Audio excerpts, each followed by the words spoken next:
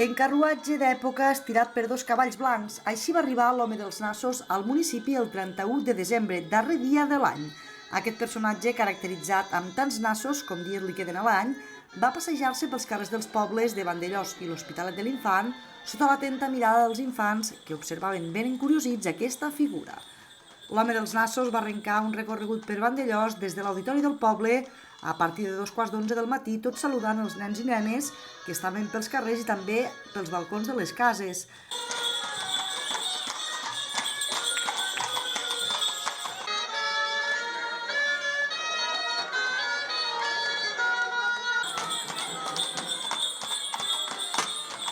Cap a 2:15 del migdia del mateix 31 de desembre, el personatge mitològic va arribar a l'Hospitalet de l'Infant, on ja l'esperava la mainada pels carrers del poble per saludar-lo.